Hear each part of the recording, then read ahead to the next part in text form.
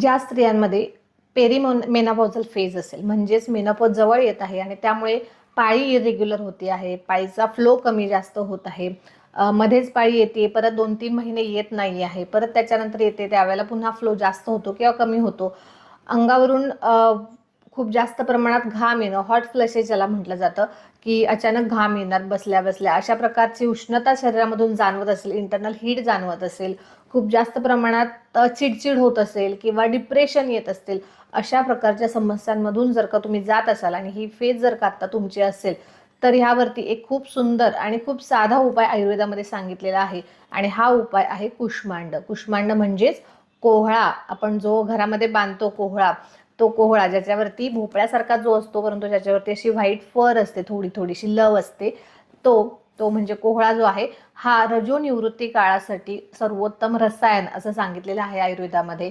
तर हा कोहळा तुम्ही कशा प्रकारे वापरू शकता? एकतर याचा एक सुंदर कल्प मिळतो, ज्याला कुष्मांड अवलेह असं म्हटलं जातं. म्हणजे जसं आपण च्यवनप्राश जसा असतो, त्याच प्रकारे हा अवलेह स्वरूपामध्ये म्हणजे चाटण स्वरूपामध्ये खाण्यासारखा एक कल्प आहे कुष्मांड अवलेह. हा तुम्ही सकाळ संध्याकाळ दोन्ही वेळेला 1-1 चमचा घेऊ शकता. किंवा कुष्मांड बऱ्याच लोकांना माहिती नसतं की हा कोहळ्याचा एक अतिपरिचयातला असा पदार्थ आपल्याकडे अवेलेबल आहे आणि तो म्हणजे पेठा. जर तुम्हाला डायबिटीज, शुगर ह्यापैकी काहीही नसेल, तर तुम्ही आवर्जून हा पेठा या पेरिमेनोपॉझल फेजमध्ये, रजोनिवृत्तीच्या काळामध्ये आवर्जून खाल्ला पाहिजे, तो तुमच्या आहारात घेतला पाहिजे.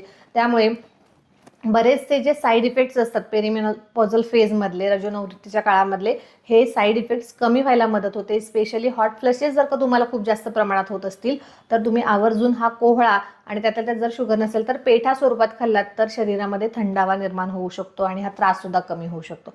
आणि ह्यातलं तुम्हाला काहीच ऑप्शन नसेल अवेलेबल, म्हणजे तुम्हाला कुष्मांड अवलेह जर नाही मिळाला किंवा तुम्हाला काही शुगर असल्यामुळे पेठा खाऊ शकत नसाल, तर सरळ तुम्ही कोहळ्याची एखादी रेसिपी बघू शकता, कोहळ्याची भाजी करून खाऊ शकता. कोहळ्याची फक्त साल टणक असते, ती काढून टाकली तर आतला गर हा आपल्या नेहमीच्या भोपळ्यासारखाच असतो आणि कोणत्या तरी स्वरूपात त्याची भाजी बनवून जरी तुम्ही तुमच्या आहारामध्ये तो घेतलात, तरी सुद्धा तुम्हाला त्याचा खूप छान फायदा मिळू शकतो. व्हिडिओ आवडला असेल, माहिती नवीन वाटली असेल, तर नक्की लाईक करा, शेअर करा आणि चॅनलला सबस्क्राईब करा. धन्यवाद.